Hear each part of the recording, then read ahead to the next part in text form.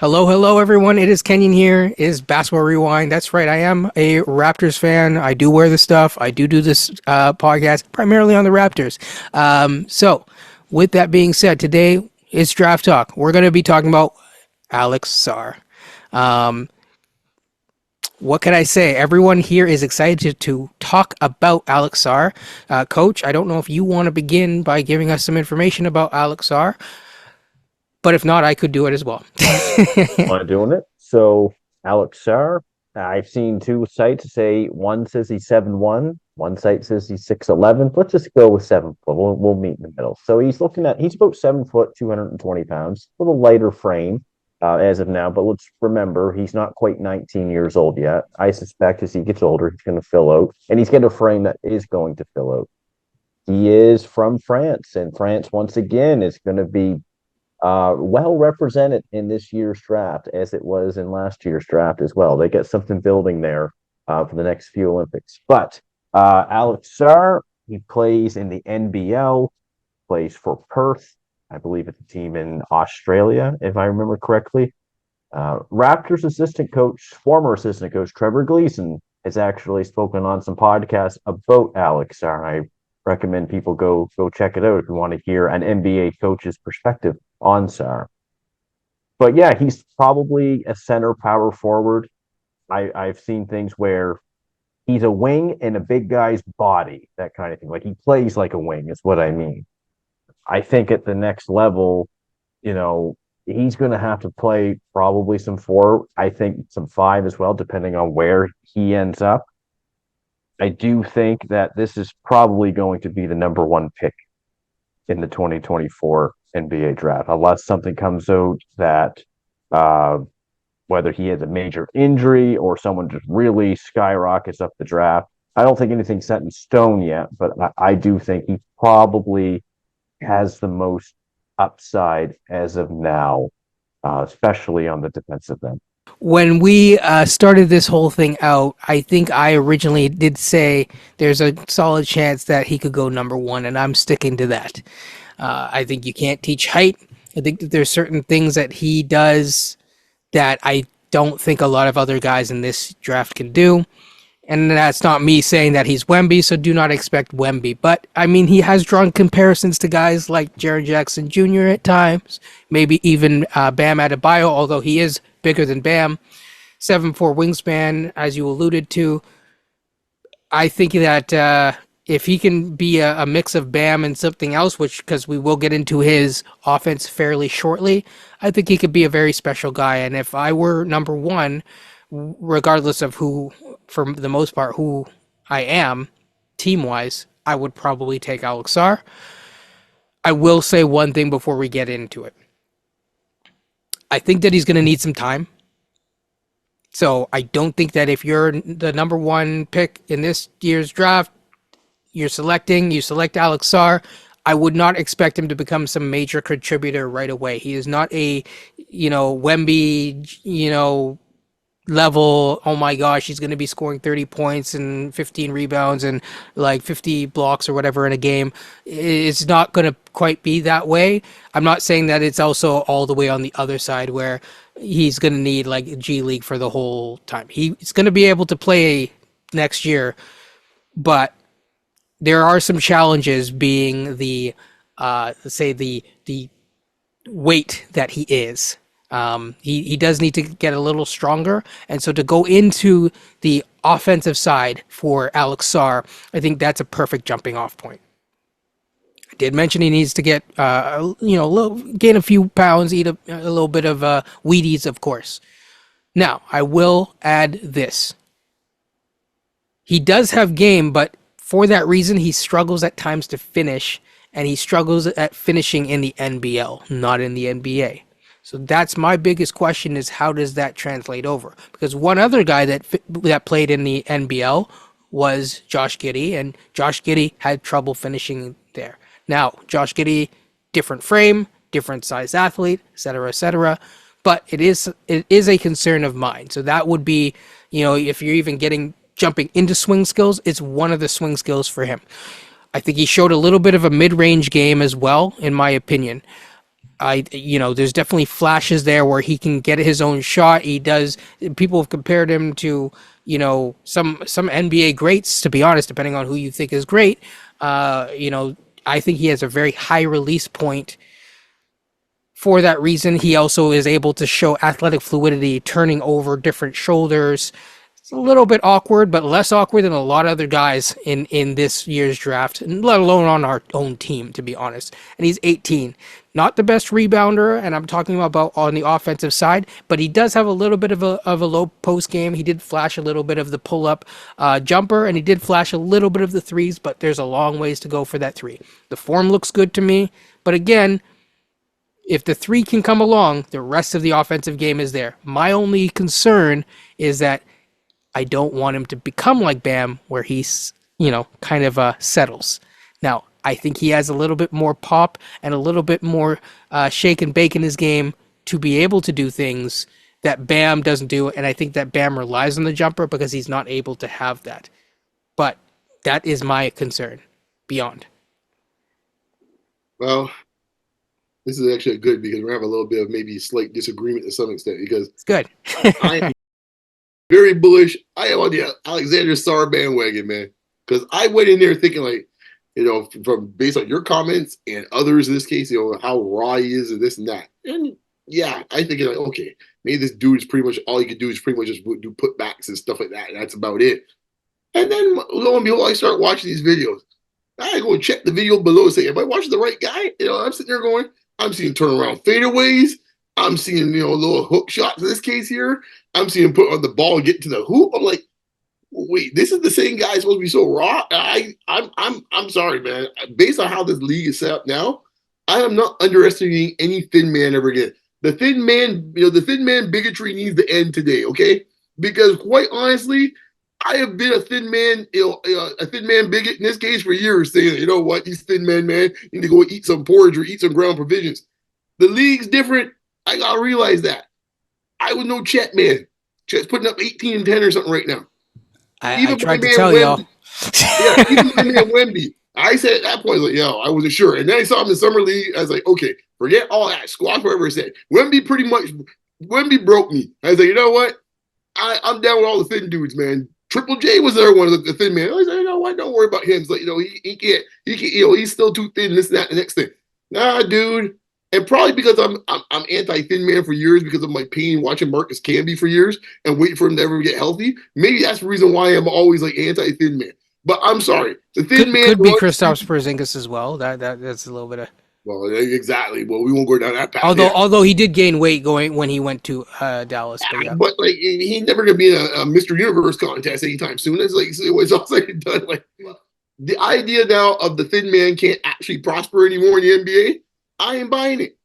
And I think this kid's going to put pretty decent numbers coming out off the bat. Is going to be 25 and 12? No. If you told me next year that he's averaging something like 16 and something like 16 and 7 or 16 and 8, I'd be like, yeah, I can see that happening.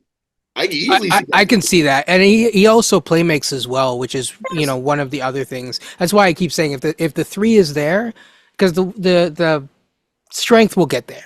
So if the three is there, the rest of the game will just come together. And I'm glad you brought the strength because I think a lot of the things that we're discussing, the critiques that are coming out, is strength related in some extent, right? To your point with Giddey in this case might be technique and some strength in this case here, but I think with him it's definitely strength. When it comes to that, it's strength to get to his spots, there's strength for rebounding. All those things I think are strength related items. I think he's actually going to be very good coming off the bat. I'm very excited to see him play. He's the one guy in this draft. If you could get the number one pick, that's the guy you pick. Now, I'll add one other thing. He does have a brother in the NBA, and that sometimes does help, especially being the younger brother, letting someone else kind of, be that guinea pig for, taking the leap. So it always helps to have an older brother in the NBA. His brother, I believe, is Oliver Sarr, who is on the OKC Thunder. The Thunder seem to get every single person because they have so many darn picks. And again, to your point, I know people are going to be like, oh, we have picks. No, that's not what I'm saying. Just having every pick is not necessarily the good thing. And there's a reason why even OKC traded out of this year's draft. But yeah, so I think that I agree with you. He's a consensus number one in my mind, but I know for the overall big boards, he's not. There's other guys that are going here and there and everywhere, but I could see him very well being the number one consensus guy. And if the Raptors ended up moving to the number one, I am not sad at all. That is not my worst case scenario. Right. That is the happy place right there. Like this horrible season, if we end up getting the ball bounced our way for the number one pick, hey man, your boy Beyond's gonna be a happy camper. All right. I can't. I don't have a crystal ball, but what I will say is, if you get the number one pick in this year's draft and you pick Sarr, I don't think you have to worry about him becoming Bargnani. Oh hell no. Oh hell no. Well, yeah. Like honestly, yeah, his game is different. No, sorry, his game is different, and I think also too, he is a player of all the players we so far looked at, and we'll look at some other ones. I can see him as a franchise player. I can't see the dudes that we've watched so far and say, "Oh, there's a franchise guy." Now, someone might bubble up to the surface after a year and say, "You know what?" Because no one thought Dwayne Wade was going to be a franchise guy, right? You don't know sometimes, right? But when I look at what my eyeballs tell me right now, he's the one player right now. I say, you know what, franchise guy. He ain't complimenting anybody else. That's the dude. The moment he's on any team, that's the dude you're building around. Yeah. He's a pretty special talent, is what I will say. So, moving forward. The thing that I will talk about is obviously the defense. That's the thing that popped off the page when I first saw him. There was definitely a sequence, and I'm not going to get the correct teams that he was against, but there was a sequence where he was literally on a guard, flipped his hips twice, guarding the guard, going to the basket, and then just swatted that out of, get that weak stuff out of here. He was incredible at his recovery, but he's also not getting beaten. I wouldn't say at all, but very rarely, right? There's sometimes where it's like, okay, a guy has good recovery. No, it's not just a recovery. He's there. He's right there, and he's watching like a hawk. He has the, in a way, defensively, I think it gives you what you thought you were going to have in Koloko in a sense, but I think better. I think he's a little bit more agile than Koloko, a little faster. Obviously, has a lot more game to him, in my opinion. But on top of that, I think that Sarr, especially on the offensive side, but defensively, it's like he just seems to know. Now it is the NBL. He seems to know what to do, where to go, and when to go to those spots. So yeah, Coach, your thoughts on his defense? I think he's good. He has a chance to be the best defensive prospect from this draft. I know we're really high on Ryan Dunn, for example.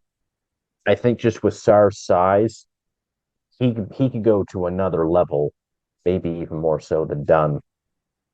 His defense, if he hits, and I think defensively, I'm pretty sure I can safely say this. He's going to be in the realm of a Jaren Jackson, an Evan Mobley, even a Jonathan Isaac.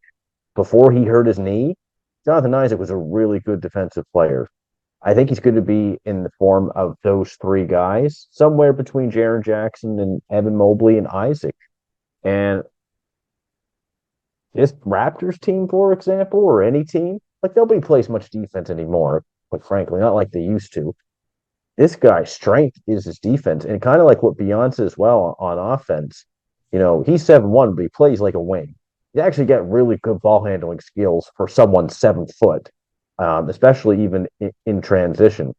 So he's an interesting prospect. He's got to get stronger. He's got to put on some weight, but that's going to come with time. That's just going to be one of those things. But I think he's the number one pick, and I think from a mobility standpoint, he looks like he's going to be able to guard some wings and guards and bigs, and like you said, Kenyon, that the help defense is really good. And the NBL is a league of playing with men. It's not the NBA, I get that, but it's not like some of the other leagues, for example. I mean, LaMelo Ball went there and he turned out all right last time I checked. So I think with Sarr, Sarr's gonna go number one, and his defense is what probably is going to get him there.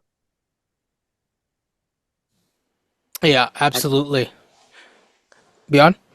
I'm just saying defensively, even offensively, I kept watching his footage, and all I kept thinking in the back of my head is, I know it's going to sound preposterous when I say this name, but to me, I remember hearing a lot of this talk, what Coach mentioned here, when this guy was coming out.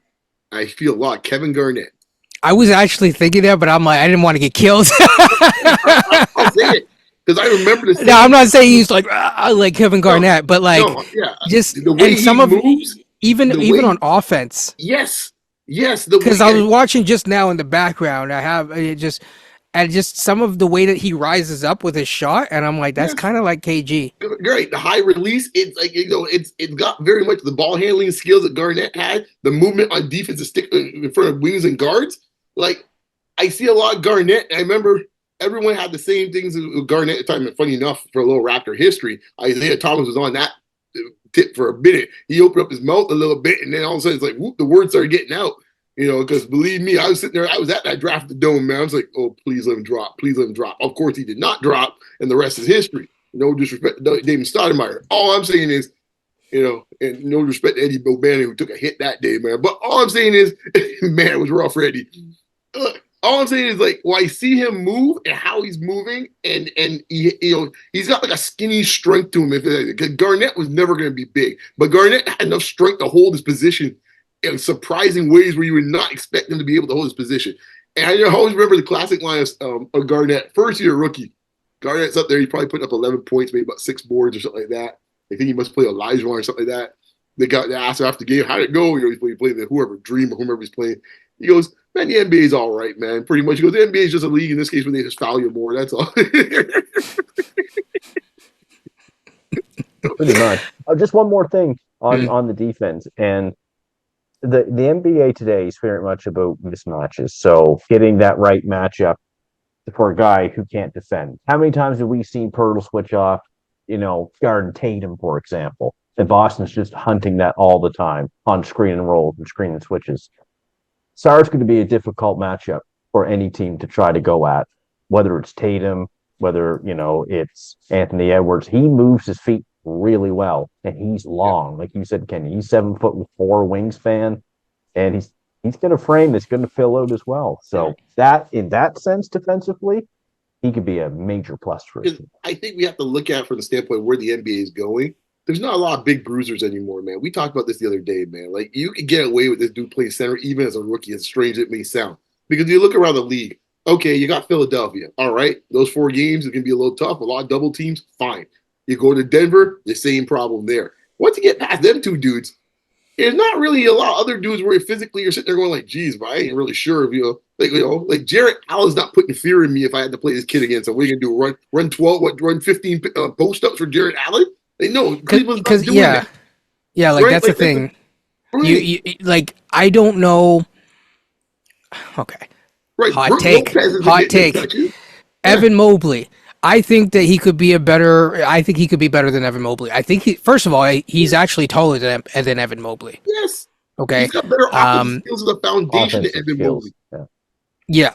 Like, Mobley came in with the defense. Now, the question is, I don't know if his passing is at Mobley level when Mobley came out. I don't know if they've really worked on that with Mobley since, but Mobley in college was a good passer. I think this guy is a pass in Cleveland. Yeah, that was exactly. I think that this guy could be a decent passer. I think that's not a negative for him. But that would be the thing. But I think he could be better than Mobley. Yeah. I don't know if that's a hot take or just a medium. No, I don't think so at all, man. Because as I said before, when I started watching the footage, I was expecting someone like, okay, he's gonna do some putbacks, he's gonna get some little catches, in the pocket pass and dunk it. And I'm like, okay, yeah, coming out here, right? That's usually the code you say when a guy's raw. That's what you expect. Yeah, no, I was more like, I mean, for a number 1 pick, we've been spoiled over the years, yes, but like like, it's like, what are you expecting? And it's just, last year was a really good draft from a skill floor standpoint. Like, everyone came in like really, really skilled, and it's like you could see there's just like, he's young, he's very young, and there's like a little bit like more that he needs to eke out, but he will get there for sure. I feel very comfortable saying that he would get there. So, I mean, as we wind down, is there any final thoughts before I go to the last portion of this? I just pray the ping pong balls. If we got one in this case, here, get to the number 1 pick. That's all I gotta go with. Take it on, work your magic, man. That is my best case scenario. Is that in this year, we get the number 1 pick. If if we, second best would be convey if we're not, because the thing is if you're like, say, the fourth overall pick, I mean, there's some guys that could help, but it's just like, you're kind of, yeah.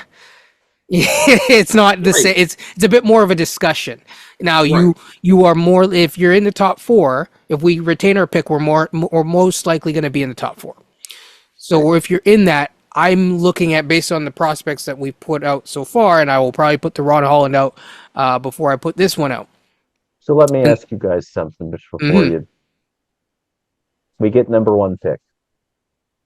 We draft Sarr. Mm-hmm. We go into next season. And basically, moving forward, you're looking at We're winning 15 more games. Barrett, Brady, and Quickly. That's probably going to be your 4 moving forward. Yep. Are you excited about that? Hell yeah. Yeah, of course, of course. Can that be a top 6 team in about 2 years? Let me put it this way. Sarr is good enough that long term he's your center. In the short term, he's good enough that he could probably play next to Pirtle if you need to. Yeah. Yeah. And I think going back to the colloquial part you're talking about, he does fill that role defensively, but is the offensive part that excites me a lot more, because he could do a lot more offensively, where it's like, oh, all of a sudden now you have a partner for Quickly to throw out those lobs to, because he doesn't have it. He used to have it in New York, right? He doesn't have one of those right now, right? He used to throw him up to Mitchell Robinson and stuff like that. You don't have a guy like that anymore you could toss up the ball to. Or Sims. I would even say that, as much as I'm not the biggest Darko fan, he'd be a much better fit with a Darko system. Oh, for sure. I mean, wherever the Darko system is, but I get what you're saying. Yeah. Because it's just like, he does have centers do a bit more, regardless of skill set. Exactly.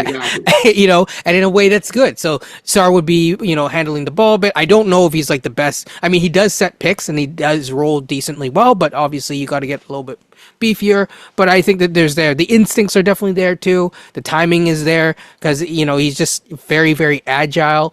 There's a good, for those of you that like the more technical terms, he has a very high, big, large catch radius, so that when you're throwing lobs into him, he can catch the ball and more easily. He has a soft touch when he's catching the ball, so it's not like Precious where you're like, man, can we get some pine tar on this guy's hands? So I think there's some stuff there that I really, really like, and I like him far and away above any other center that is even remotely available in this draft for us. Yeah, I like him better than any player that we've seen and have not seen yet. I've seen a few of them we haven't discussed yet. Absolutely. He's clearly, in this case, man. I think it's like him, and then there's everybody else. It's not quite Wemby like last year, but it's no. But there's now as we're starting to look through it, there's now tiers are now emerging, and he's definitely a little bit in a tier on his own. So yeah, I think that's where I stand. And going back to my original question is that if you're in the top 4 pick, who are you leaning towards? Because I don't think that Sarr, there's a chance that he's there, but I don't think that he'll be there necessarily. What sucks? Here's what sucks. What? I don't think they have their pick this year. Spurs have their own pick. They do have their own pick. So that is the one salvation you might get. That the Spurs might flip picks with you? Yes. Since we love the deals at San Antonio. You mean if they're like like 2 or something like that? The number 1 pick overall. Right. That would be the one team Sarr might not be ideal to go to. I mean, I would play a Sarr and Wemby and just see what happens. True. I mean, Minnesota might be changing the game because Minnesota's got Twin Towers. Because that'd be an interesting experiment. That's all I'm going to say. But that might be something where they might be willing to go and get something else. I don't know. But that's the one team you can That's true, because if you're at 4 and then you flip with them, maybe they want Reed Shepherd as a guy to pair with Wemby, or it could be, they're a good team for a Rob Dillingham kind of guy. And the coach's point from our previous discussion, that also might be the one team to get away with your initial idea of the 2 picks. Yeah, and then it's also potentially it's another way that you're like you give something else. Maybe you give Bruce Brown or something. You say, please, Bruce, no more, please. We're done with this pick stuff. But that might be the out if you don't get it yourself. That's the team you probably hope to get the pick that you might be able to do some business with. Can I tell you, like Detroit basketball? Let me tell you right now, if we get that pick, it ain't budging. I tell you right now. Well, I'll say this: if you had, not to go back in time. I hate when, I know people hate it when I do this, but if you had a certain someone from this year and you extended him and you flipped him at the draft, this would be a great draft to do that. Because if you had like a guy, like say Memphis moved up into the number one, Memphis ain't waiting for Sarr. No, Right? And, And you'd be like, here you go, give it, come to daddy, right? Exactly. Cool. There Great. you go. And Memphis is possibly the other team because in theory, Yes. he kind of is a duplication of Triple J. So like yes, and Houston is not one of those teams. So No. if Houston moves up because there's the Nets pick, Houston would be the one where they would probably they would take Sarr. They would take Sarr. Like Detroit, Houston would take Sarr, but Memphis, San Antonio, not quite sure. Washington's taking Sarr. Oh hell yeah! Oh yeah, they don't have any other. They're taking. They got Countryman right now as well too, so they're building it out there, man. Exactly. Houston, I don't know. Rouge Blue. Well, I'm thinking Houston because they with Steven Adams, right? Like they got Steven Adams, and they've always been looking for a more defensive, long-term option there. Physical center, yeah. Yeah, but they get Jabari Smith playing some. I wonder if they would lean towards him, or they'd be more of the maybe the Richelet kid. Yeah. I think. Well, it depends on what they do. 1-2. Right, I think it depends on what they do with Green this offseason, because I think that they're looking to make a move, and Green might be their option to make a move. Well, but yeah, Holland would be perfect for them, right? He would.